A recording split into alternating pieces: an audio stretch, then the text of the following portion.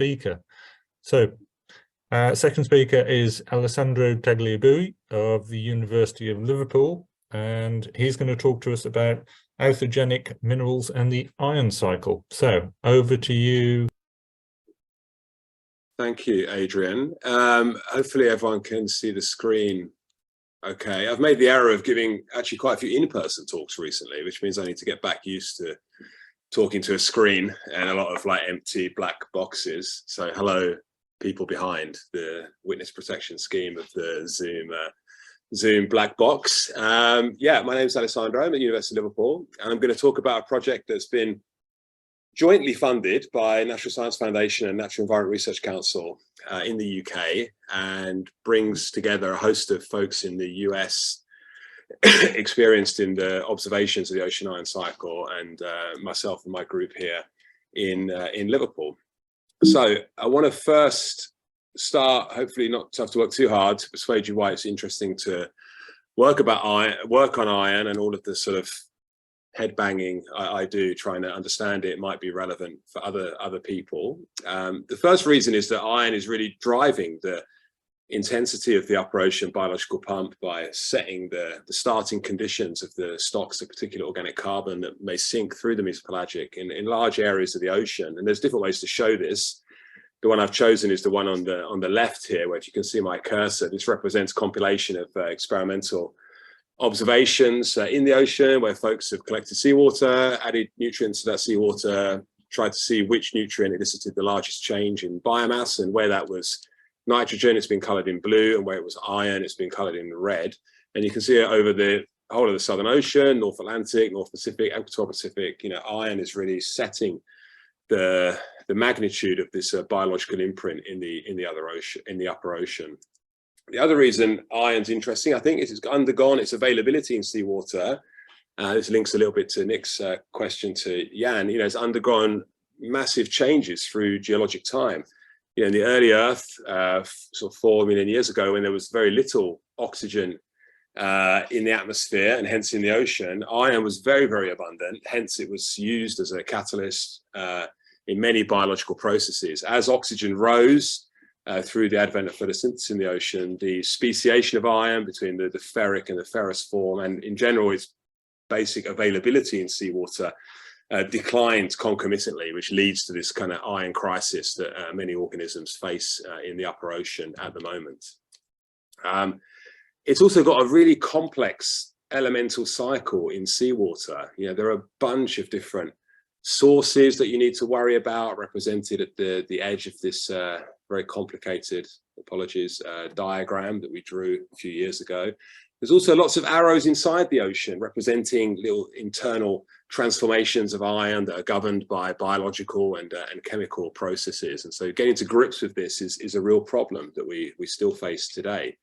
To those who don't sort of live, sleep and breathe iron, one of the major problems also is there's a whole lot of terminology and jargon that can actually become very inaccessible. So it's always good to kind of get your phrase book out early on in these talks. And, you know, you hear talk about ligands. You know, these are organic molecules that bind iron. Some of them bind it very strongly. Some of them bind it quite weakly. The weak ones are largely part of that bulk dissolved organic carbon pool in the ocean. The strong ones we think are actually deliberately produced, synthesized by microbes to try and acquire iron. We call those siderophores. The iron is not bound by a ligand. It's sort of free in the ocean and can stick onto sinking particles and be transferred into the ocean interior, and, you know, acts therefore as a loss of dissolved iron. That dissolved iron pool is, you know, it's operationally defined. It's the iron that goes through a 0.2 micron filter. If you then try and filter that filtrate through a slightly smaller filter, you'll find that not all of that dissolved iron goes through that smaller filter. And that we call colloidal iron. So a bunch of that dissolved iron is actually very small particles and not truly dissolved at all. And then finally, you've got that particular iron, which is larger than your dissolved filter cutoff. And that particular iron may be a lithogenic particle, you know, a bit of dust that has arrived in the ocean, did not fully dissolve. It may be of biogenic origin. It may be a bit of zooplankton fecal pellet or a bit of dead phytoplankton. And it may also be what we call authigenic. It may have been produced in the ocean by chemical processes forming things like iron oxyhydroxides. And so this, getting to grips with all these terms also is tricky. A common paradigm that we have that really drives our understanding of the ocean ion cycle in the sort of textbook sense, and in many of our numerical models, is the role of these organic ligands that basically act to stabilize iron in the dissolved phase, such that you can think of the dissolved iron pool being the sum of some free fraction and some fraction that's been complexed by organic molecules. And thus the ligand pool itself is made up of ligands that are kind of in excess of dissolved iron, ready to complex iron and stabilize iron, and those which are already tied up in this iron stabilization process. And so variation in the total amount of ligands and the total amount of iron then can lead to greater or lesser amounts of iron being either stabilized as dissolved or lost via adsorptive scavenging. And this has led to the development of some quite sophisticated ideas about how the biota produce ligands. Those biologically produced ligands allow more and more of externally supplied iron to be stabilized, which allows more and more biological productivity.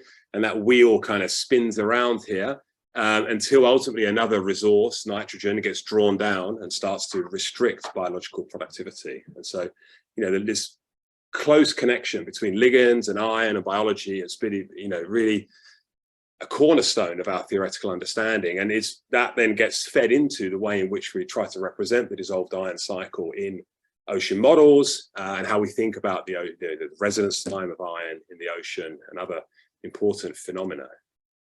However, there's a few howevers coming up now. We really have a hard time trying to reproduce observations with models, right? We have this really nice theory, we implement it in our models, and so those models that do, a pretty good job of reproducing distributions of nitrate, phosphate, silicic acid, oxygen, cannot reproduce iron. This is one figure from a Geotraces cruise down the West Atlantic, from Iceland down towards the Falklands. You can see the observations here, cold to warm colors, more to less, less to more iron. And then you have a bunch of different sort of state-of-the-art models. And, the main point here is that if we knew what we were doing, it would be very difficult for you to pick apart differences amongst these models. And they would all look a lot like the observations. And you can see that kind of neither are true. There's a lot of diversity welcomed in the ocean iron modeling community, and not a strong degree of fidelity against observations. And this is, something we've been struggling with for years. And it clearly represents a shortcoming. It clearly represents a major source of uncertainty in our ability to project impacts of climate change in iron-limited areas, et cetera, et cetera. We need to fix this. We need to give less opportunities for the modelers to be creative in this component, perhaps. Also, when we try and look at iron regeneration from sinking particles, both from a water mass perspective and in sediment traps, we find that there's very inefficient regeneration of iron and a strong amount of scavenging. This is at odds with the common observations that there is a large pool of excess ligands in the ocean at depth. This is from the North Atlantic here, Geotraces voyage from, if you see here, Lisbon down to Cape Verde and then across the Atlantic. And then this is a data set here from the tropical Pacific, from Peru out to Tahiti. And we can look in a lot of detail at these things. The main point is to just look at the scales. The numbers are up to sort of 1 to 4 nanomolar, 1 to 3 nanomolar, and typical iron concentration values are sort of around 1, let's say. There's a lot of ligands available in the deep ocean, not yet put to work stabilizing iron. Why are we losing iron through scavenging if this ligand pool is undersaturated? And then the last, however, is sort of a mineralogical kind of point, is to say that, if most of this dissolved iron actually isn't dissolved, it's particles. These are small oxyhydroxide particles. And these can form minerals, authigenic minerals of different types, ferrihydrite, goethite, hematite, et cetera, et cetera. And there's lots of information from sediments about how when iron minerals precipitate and co-precipitate with carbon, they can actually promote the preservation of carbon in sediments. So this is a data set from a really nice study by Curti et al. Showing basically as you associate more and more iron with your minerals, with your carbon in your minerals, so as you move from right to left, you increase the preservation of carbon. So somehow associating carbon with iron in sediments protects the carbon from being remineralized, the so-called rusty sink for carbon in the sediments. And in the ocean, we know that if we try and account for the particular iron in the ocean, you know, somewhere between 10 or 50% of our iron is missing, let's say, and could be form part of authigenic minerals. There could be a link to the carbon cycle here that we really haven't fully explored in great detail. So we were really interested in this project. And so we went to a lovely time series site off Bermuda called the Bermuda Atlantic Time Series site. And we tried to put together the first ever seasonal observations of iron and the iron cycle in the oceans. So we did 4 cruises to the BAT site. This is Bermuda here, this is the BAT site. And then we also picked a couple of spatial stations around here, depending on the mesoscale flow. And we measured dissolved iron, we measured ligands, both strong ligands, weak ligands, and we measured all the particles. We also set up a new version of the Pisquez global biogeochemical model to explicitly represent lithogenic particles. And in that model, we chose to parameterize the ligands based on a relationship to model DOC, which basically allowed us to match the observed ligands very, very well. And you'll see in a minute why that was important. So to the observations, this shows you the dissolved iron data sets from this project. So March, May, August, November, observations in red, model runs conforming to our kind of current conceptual idea about how iron and ligands co-vary in the black. And the different dashed lines are basically with different ligand to DOC ratios, just giving a slight bit of variability in the amount of iron ligands are there.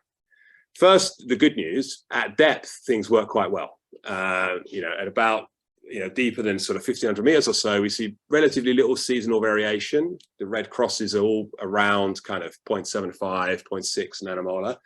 And all the black lines, you know, they're pretty close to the red crosses. So we're kind of happy with what's going on there. In the upper ocean, we see a very different story. We see, you know, the wintertime conditions in Bermuda in March, the iron concentrations are really, really low, despite maybe our idea that this is a heavily dust-dominated subtropical system. You know, the iron concentrations here are down at less than 0.25 nanomolar, you know, concentrations typical of the Southern Ocean that you might expect. As the dust comes in from the Sahara, we see a big increase into May and August, and then a relaxation back to November. So a very, very strong turnover in the upper ocean dissolved iron levels observed, which, as you can quite clearly see, are not reproduced at all by the model. We accumulate lots of iron in August when the dust comes in, and the model can't get rid of it. You know, it hangs around in the upper ocean, and we have a, you know, complete mismatch with what's going on in the upper ocean seasonally. If we look at the iron binding ligands, here you see the strong ligands in red and the weak ligands in black. You know, the first point is that there's lots of them. Again, this number, you know, most of the data is to the right of 1 nanomolar. This change in dissolved iron we see is happening on the backdrop of a lot of ligands in the ocean. We can see that the model-derived ligands in the black lines actually fit the data quite well. They fit the weak ligands pretty well, actually. We're able to capture the right order of magnitude, right amount of ligands in the ocean. This tells us that the mismatch with the model in terms of dissolved iron on the previous slide is not because we're messing up the ligands, it's because there may be a problem with our iron model here, and that we have lots of excess ligands in the ocean, but also lots of turnover of dissolved iron, which was surprising to us. You can illustrate this turnover quite nicely if you just look at the inventories. You integrate the iron and the ligands over the upper 200 meters. We can see iron here in the white bars, big increase, decrease, ligands pretty invariant over the year. And note the scale change, the 6-fold different scale change. There are tons of ligands in the upper ocean here in Bermuda, but they don't seem to be really controlling the iron very strongly. Another way to look at this is to look at the kind of cross plot of the change in the ligand inventory over the year against the change in the dissolved iron inventory. And we can see that the model simulations all fall along this kind of tango between the two, whereas you increase the ligands, you increase the iron. As you decrease the ligands, you decrease the iron.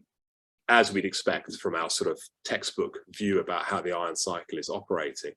The observations, depending on whether you think of the total weak ligand pool or you just want to focus on the strong ligand pool, the observations are plotting in a completely different space. There's much greater turnover than you'd expect in a manner that's decoupled from the availability of the ligands. So we need a new model. You know, we need to think about how we can add extra degrees of freedom to this sort of useful but maybe too simple characterization of the ocean ion cycle. So we started thinking about, you know, minerals and colloids and iron oxides, and started to think about, well, what would happen if we just assumed that the colloids are not actually part of this ligand stabilized pool. These are particles, right? So maybe they're not being complexed very well by small, strong ion binding ligands.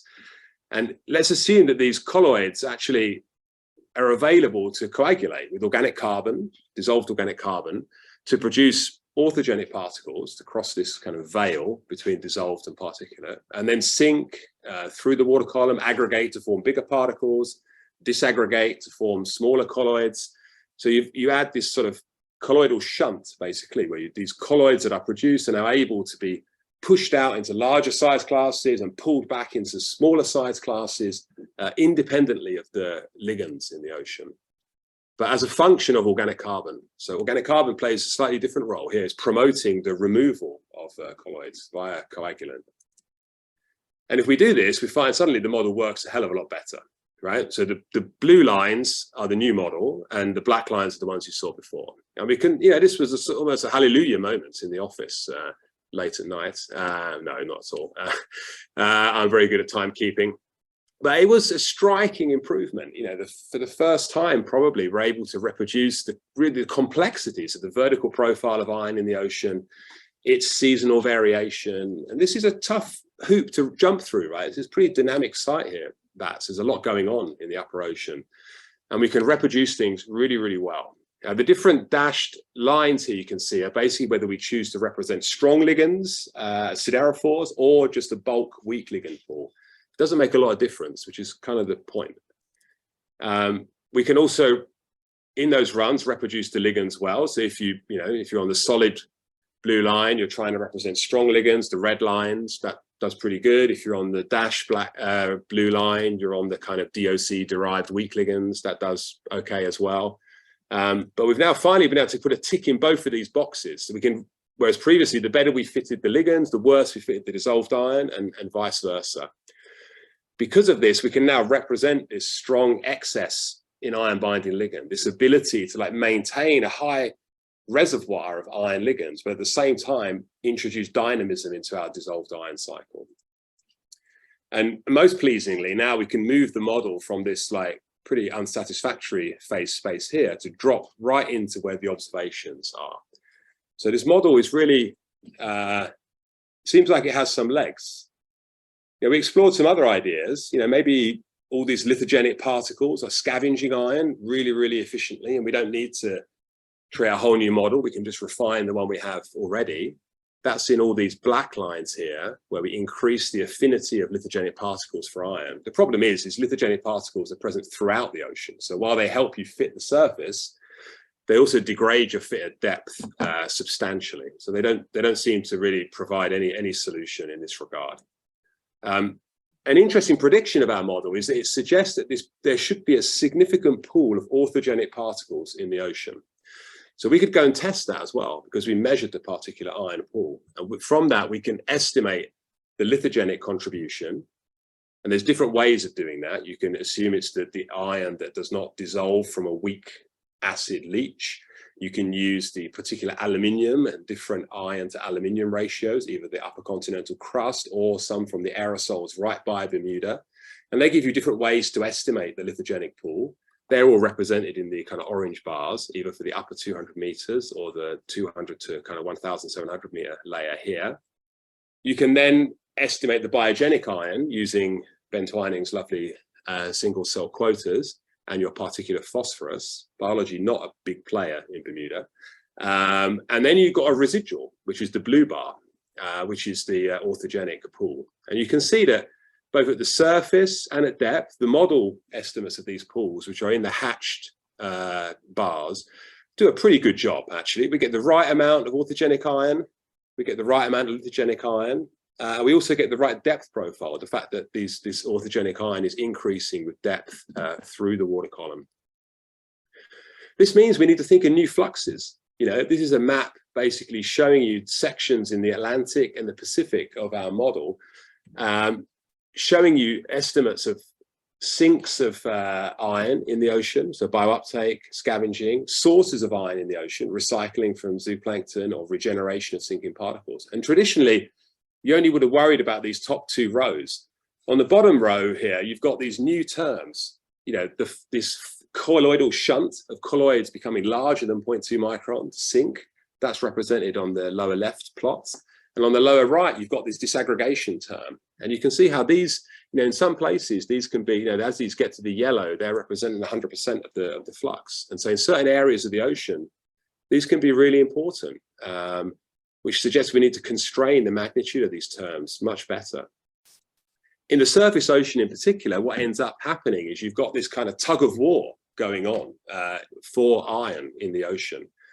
The iron is basically being shunted between the biological reservoir as biology tries to acquire iron, the ligand reservoir as ligands try to stabilize the residual iron that's present in the ocean, and this new kind of chemical cycling pathway that we're introducing here, where iron is cycling through orthogenic minerals. And on the right-hand side, you can see maps of these areas of the ocean where these different reservoirs for iron are dominant. So you see in and around Bermuda and the Saharan sort of dust field, the Arctic, Antarctic continental shelf, you know, this colloidal shunt is the dominant reservoir. In places where biological activity is low and iron's quite low, like the oligotrophic gyres, the ligands are still really, really important. And because these areas are large, that can be, you know, up to a quarter of the ocean area.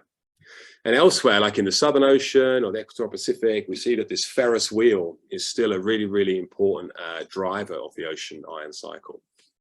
And, you know, obviously our assumptions in the model drive the partitioning between these different competing teams for iron.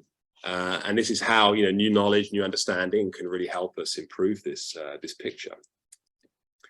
So what did we learn? You know, we learned, I think, that there's substantial variation in dissolved iron that occurs independently of ligands. And that I think has to question this iron ligand association model that we have for the ocean iron cycle conceptually and in silico in many of our global ocean models. The formation and so dissolution of organic carbon associated orthogenic iron minerals is important, right? It's doing something clearly, and we need to do a better job of understanding its importance. It might be really important in the Atlantic and the Southern Ocean. There's this tug of war between these different demands for iron that ultimately dictates its role as a limiting nutrient. And we need to probably, you know, think about how we can go beyond this sort of chemical operational definitions for the iron cycle pools so we can actually illuminate some of the mechanisms. And there's lots of really important implications here, I think, for how iron and carbon, which is associated with these minerals, get delivered to sediments. Potentially how the association of iron minerals with carbon in the water column is affecting the mineralization and preservation of carbon. You know, in the sediments, that will definitely be happening. It could be happening in the water column as well. And that's a really potentially important additional part of the biological pump that we haven't really thought about until now. There are obvious questions of bioavailability. You know, how are organisms dealing with the ability to acquire these different kinds of minerals? And lastly, I think there's an interesting sensitivity with ocean oxygen. And you know, are there places in the ocean today or in the past where when oxygen was low, the formation of iron oxides would have been reduced? And maybe in those scenarios, the iron cycle was more under ligand control. And can we go and look at modern analogs in the ocean to try and understand this? And I think with that, I'll stop, Adrian, and thank everyone for listening. Thank you, Alessandro. Another excellent talk. Yeah, so once again, if people have any questions, please type them into the chat or just raise your hand and I can ask them. Just while people are thinking, hopefully I can ask this one before my connection drops out this time. So the sort of the rate at which these colloids are forming, how well do we understand the processes behind that, and what sort of uncertainty is there on the value that you're using in the model? Good question. I mean, we know that, so in the model, what we do, so there's always that answer, right? What do we do in the model and what might be happening in reality?